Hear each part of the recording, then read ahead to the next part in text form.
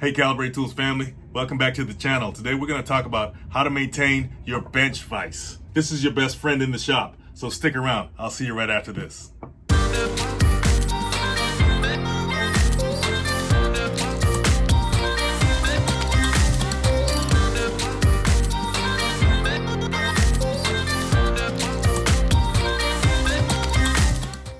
Alright guys, so one of the most valuable and neglected tools in my world is the bench vise.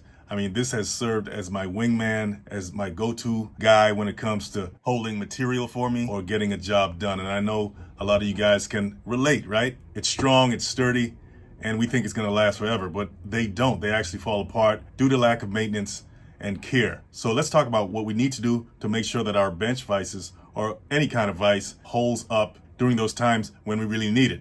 And for me, that's a lot. When it comes to your tools, the number one rule is to keep them clean. Now, I left this bench vise pretty dirty from a previous project I was working on, just as an illustration that you don't want your tools, or in this case, your bench vise, to look like this. This is sawdust, but it could have been water, it could have been oil, and you definitely don't want your bench vise to be wet or slippery or greasy or anything like that, because that can pose a hazard as well when it comes to using it. So when you're working in the shop or something like that, you may want to rest a cup of water on it or a bottle of water. But you got to remember, it's not a cup holder or a coaster. Stuff can spill out of the cup and get into different parts of the bench vise that you didn't even see and corrode it or rust it. So watch out for that. Most vices are made of cast iron or steel, so it's not going to do well with water or anything like that. The finish may prevent corrosion in the short run, but in the long run, the moisture is going to get to it. This is especially true if your vise stays in a damp area, like a damp basement or a shed outside or even in your garage. So the best thing to do is just to cover your vise. They do have bench vise covers on the market, but if you don't have that, just use a towel or some kind of, cloth with some weight on it to cover the vise and protect it from the humidity and moisture that it's exposed to all the time. Now, the bench vise is a pretty simple device, but it does have some moving parts to it. So let's talk about that. Now, this is the screw handle. This allows the jaws to open and close, okay? By the way, this is the fixed jaw right here, this portion. It's stationary. Once it's locked in, it's not moving. This is the movable jaw right here. This is the one that opens and closes. A lot of people don't know that a bench vise can also rotate.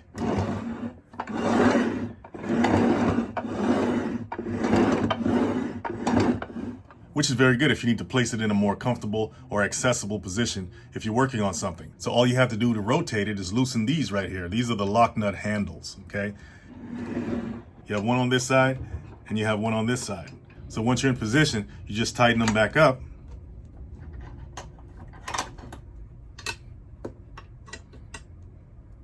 And you're ready to work. Now, anything made of metal and has moving parts needs to be lubricated periodically. And the bench vise is no exception to that. I just showed you some of the moving parts, but if I turn it over, you can kind of get a little peek into, what else is involved here. You have the screw handle. The screw handle shaft extends all the way in. And if you can tell, it already has a little grease on it. It's lubricated already. But over time, that initial lubrication tends to dry out, and you need to keep it lubricated. Now, most manufacturers have their own recommendation when it comes to the type of lubricant to use, but they generally recommend a dry graphite lubricant, something like that.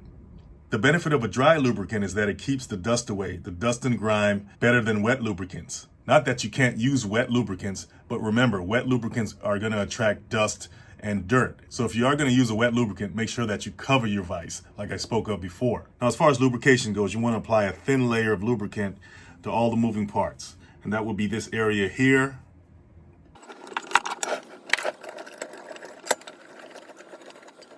these two channels here, the screw shaft as well.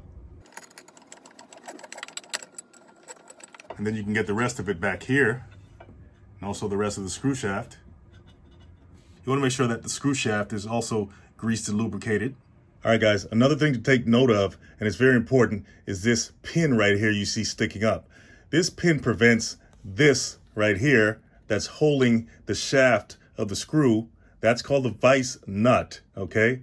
This pin keeps that in here. If this pin falls out or it's missing, this vise nut will fall out of the vise, and that will cause a problem. I've seen it happen before.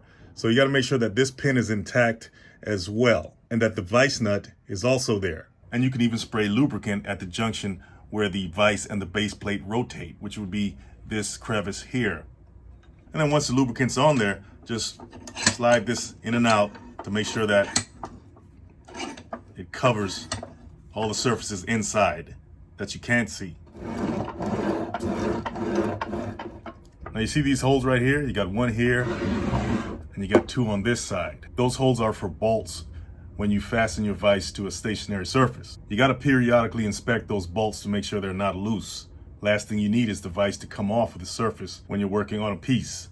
That could spell serious trouble, especially if you're cutting and grinding with power tools. Now, if you look at the jaws on the vise, the actual gripping portion are these right here. These are called the jaw plates, obviously, right?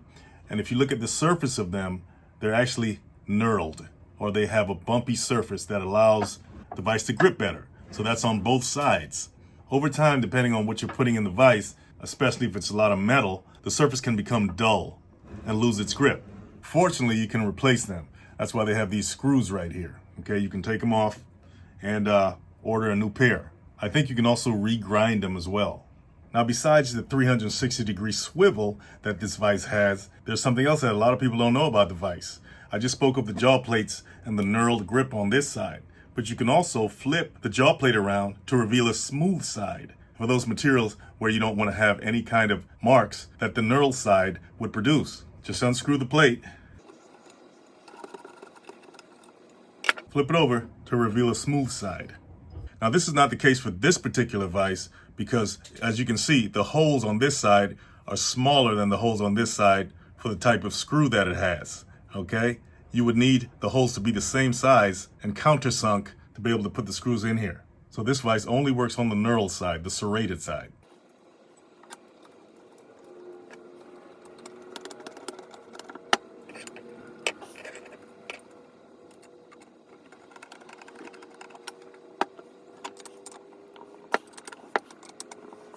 Something else I like about vices is this part of it right here, this flat metal surface right here. It's called an anvil. And if you guys know what a blacksmith is, they use anvils all the time, at least back in the days, to shape metal, right?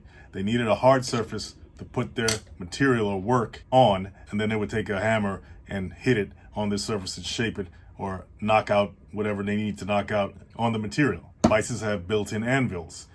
This plate right here comes in handy. You know, you could use a mallet or a hammer, whatever you need to, and just shape your material on it right here. So it's a pretty thick plate. It's about 1/2 inch, and it could take a beating, trust me. That's why it's on there. So you can inspect that as well. Make sure the edges aren't chipped away or ground down, that there's not too many indentations in it from holding something improperly on it, like a sharp edge or something digging into it too much. In that case, you would just take a welder, add some metal to it, grind it out, smooth it off again.